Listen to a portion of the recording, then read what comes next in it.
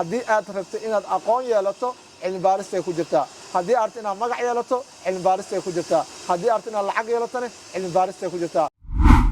maanta researchka dalka wuu u baahan yahay waxaana in badan dhacdo in dad reer galbeed ama Kenyaati ah loo soo kireystay researchka ee lacago tiro badan ay ku qaataan dadkii Soomaaliyeedna jaanibkaas ay waayaan waxaan ognahay ardayda Soomaaliyeed inay mararka qaarkood dhibaato kala kulmaan sida buugga loo qori lahaa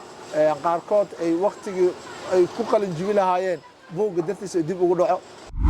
xataa professorada caalamka inay shaqooyinkooda jaamacadaha ay sii joogaan waxaa lagu xujeeyaa inuu publication ama articles inay qoraan hadduusan qofka article qorin waxaa leeyahay marka ama shaqada isaga tag ama research samee magacaygu waa Dr. Shaafici Shariif Maxamed waxaan ahay madaxa ururka cilmi baaris Soomaaliyeed ee loo yaqaan SRA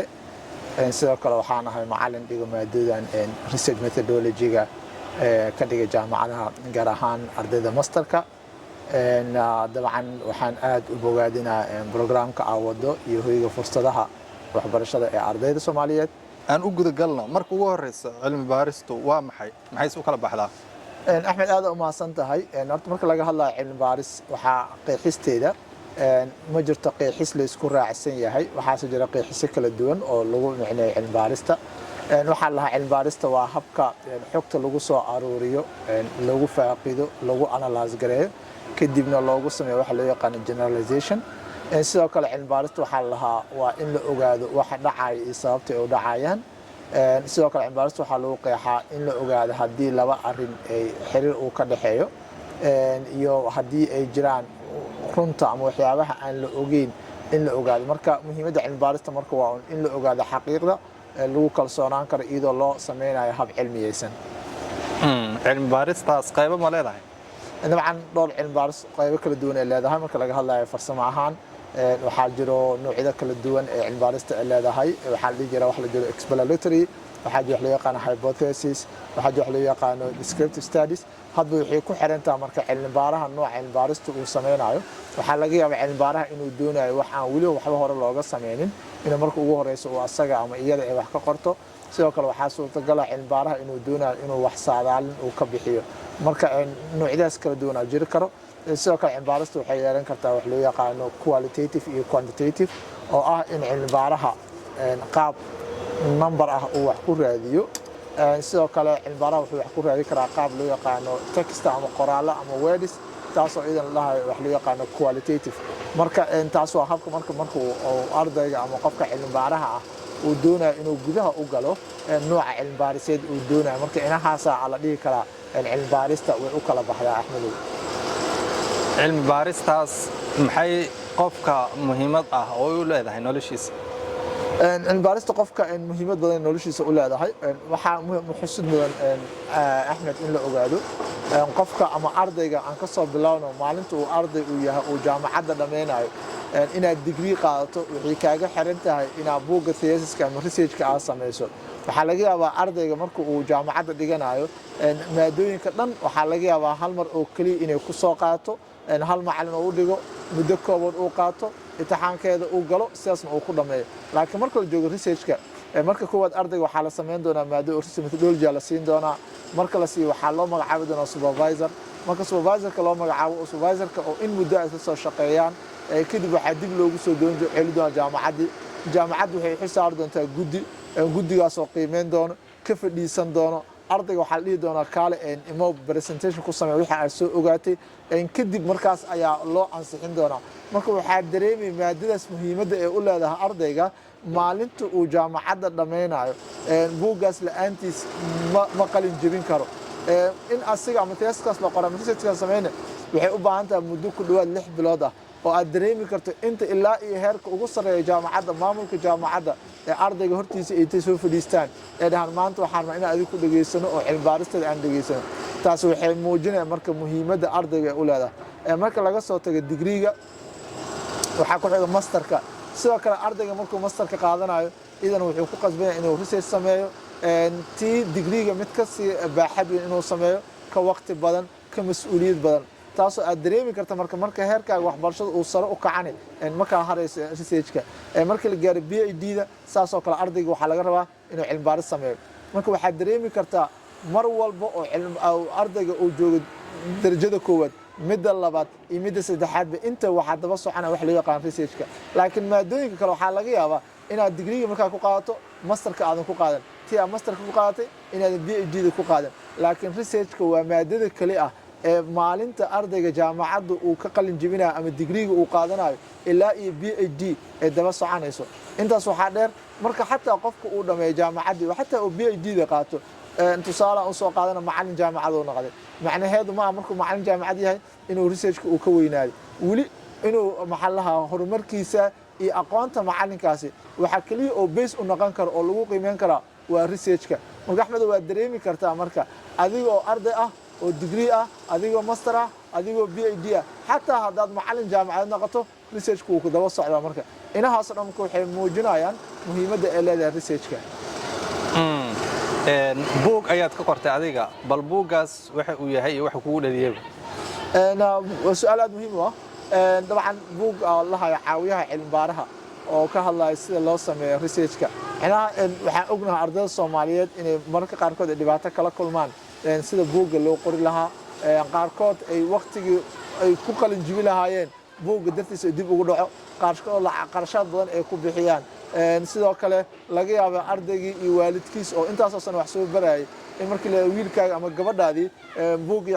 cilmi baarista oo jaamacadda uu qori waayey ardaygiina ay ku adkaato inuu waxaa sameeyo qalin jibintiisiina ay meesha ka baxdo taas marka waxay keeni kartaa in ardaygii uu hadhow uu fursadii uu 5 sano ama 12 sano ilaa 4 sano oo jaamacadda 16 sano wixii uu soo raacdeynayay inay meecila ugu baaba'aan marka buuggan waxaan ugu talagalnay inuu ardayda Soomaaliyeed gaar ahaan kuwa raba inay thesis-ka qoraan ay bartaan sida cilmi baarista loo sameeyo wuxuu ku saleysan yahay 5 chapter ee buugga qalin jibinta ee thesis-ka kaasoo marka ardayga ka caawinaya bal inuu sida ugu qalin jibin lahaa axmed waxaa kaloo xusud mudan in buuggan uu ku qorayo afka Soomaaliga waxaa marka qaarkood laga yaabaa ardayga Soomaaliga inuu luqadda Englishka ay ku adkaato laakiin buuggan waa buugga kaliya ah ee cilmi baaris ah ee ku qoro afka Soomaaliga ah ee qofka marka fursad u siinayo inuu luqadiisa hooyo uu wax ku barto dabcan sidaas oo jaamacadda ugu qalin jabiyo aqoontiina uu helo waalidkiisna uu ka farxiyo dabcan suuqii shaqadan uu ku soo biiro maxaa yeelay ardayga suuqa shaqada kuma soo biiri karo hadduusan ka qalin jabin jaamacadda marka inahaasaan ugu talagalna buugga inuu ka caawiyo ardayda Soomaaliyeed cilmi baarista waxaad sheegtay inay qofka muddo daba soconaysa muddadaas uu waxbarashada ku dhex jiro marka uu waxbarashadan dhameeyo noloshiisa gaarka ama shaqo ha noqoto ama fursado kale ha noqoto say u caawinaysaa waa sidoo kale su'aal kale aad muhiim ah dabcan nolosheena maanta adduunyada waxay gashay meel kasto researchka kaga yimaado haddii hadda lagu dhaho maanta cameraman aad tahay waxaa loo baahan yahay kaamirooyinka nooca ugu fiican ee la iibsan karo ama noocyada soo baxay isla markii waxaad tagaysaa googlaha waxaa bilaabaysaa cilmi baaris oo research aad sameynay waxaa ku ogaanaysid nooca camera loo baahan yahay zoomkeeda waxyaabahaas marka researchka maanta marka wuxuu galay nolosha meel kasta oo aas-aas u ah xataa haddii ay qofka uu wax loo sheego isla markii wuxuu baaraa googluhu gala wuxuu raadinaa marka waxaas wax lamid ah marka haddii ardayga uu jaamacadda uu dhameeyo oo noloshiisa caadiga ah wuxuu ugu baahnaan doonaa aqoontii maanta adduunyada waxay isugu soo aruurtay waxaa aad u batay wax loo yaqaano copyrights qofaa wuxuu laga yaabaa inuu sheegto markii ugu horreysay waxaan waa la sameeyey u dhaho haddii qofku dhan marka waxaa markii ugu horreysay la sameeyo waayo isla markii qofka muxuu sameynaa wuxuu baxa cilmi baaris oo sameynaa oo ma tahay qofkan markii ugu horreeyey mar badan waxaa laga yaabaa in arday axmed oo xataa dadka fanaaniinta ah heesa qof soo qaada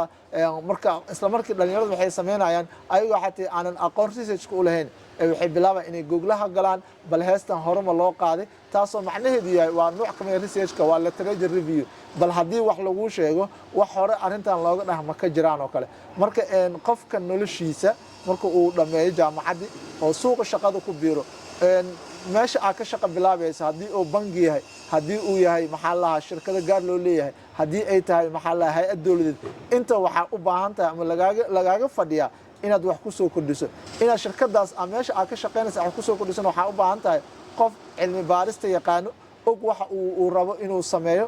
sidoo kale og inuu maxaa lahaa wax ku soo kordhin karo shirkadaas marka inaad meesha aad ka shaqaynaysa aad wax ku soo kordhiso waxay kaaga baahan tahay inaad researchka wax ka taqaano si aad dhahdo waxaan hore u lahayn ayaan soo ogaaday waxaas idinka maqan waxaan waa idinku soo kordhin karaa marka qofka noloshiisa dhinac kasto haddii ahaleed mid shaqo xataa midka shakhsiga ah iyo midda aqooneedba intaba researchku wuxuu u yahay nolosha qofka bini'aadanka ah oo dhaxaad Axmed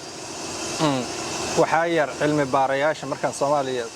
fiirino ama dadka maadadan ku fiican marka sababta maxaa waaye maadada adag okay oo su'aal muhiim ah runta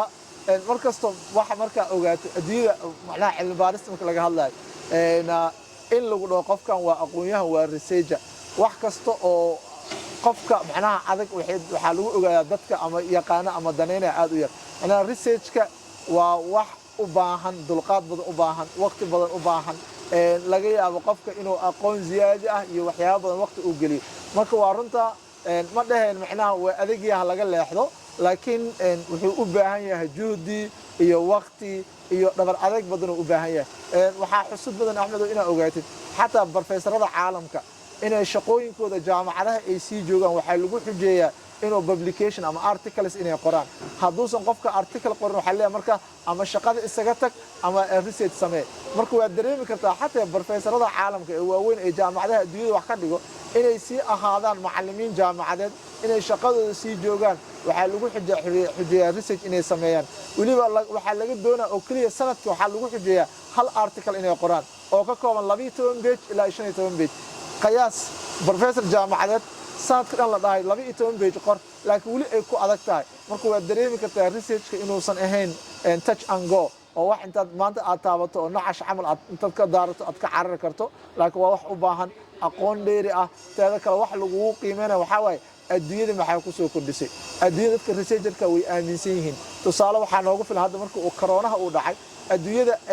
daqiiqada cudurka uu bilaabay wixii ugu horeeyay loo ardo waxay cilmi baarayaasha waxa la yiri bal noo baara cudurkan sidoo ku faafaa sida looga hortagaa sida lagu kala qaadaa marka cilmi baarayaasha waxay noo keeneen waa inaad afka duubato waa inaad qofka ka sikato waa inaad xusulka ku salaanto waxaas oo dhan waa wax ku imaada research haddaysan researchers jir lahayn maanta adduunyada dhammaanteen waxaan u la'aan lahayn coronavirus corona marka adduunyada waxaa ka badbaadiyay waa cilmi baarayaal haddii ahaan lahayn kuwa caafimaadka haddii ahaan lahayn kuwa oo maxallaha daawooyinka iyo haddii ahaan lahayn kuwa arrimaha socialka ama maxalla arrimaha oo la xiriiro bini'aadanimada barta marka maadada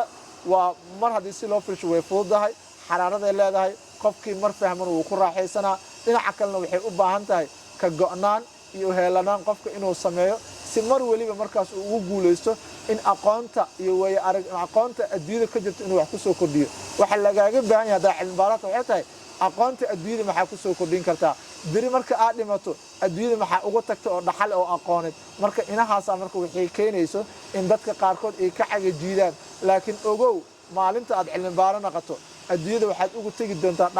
dhaxalkaas oo magacaagu uu waari doonaa waxaa laga yaabaa dad 100 sano 200 sano ka hor wax qoray maanta in la soo xiganayo waxaa si fudud idin tuso example Maslow waxa laga yaabaa human needska baahiyaha bini'aadanka oo waxa leeyahay bini'aadanka muxuu u baahan yahay cunto cabid biyo waxa marka qofa kreditkaas qaato oo Allah leeyahay Maslow waay marka waa aragtidiisii marka waxaan rabnaa dhalinyarada Soomaaliyeed aqoonyahanka Soomaaliyeed maanta researchka dalka uu u baahan yahay waxaana in badan dhacdo in dad reer galbeed ama Kenyaati ah loo soo kireystay researchka ee lacag tiro badan ay ku qaataan dadkii Soomaaliyeedna jaanikaas ay waayaan marka waa fursad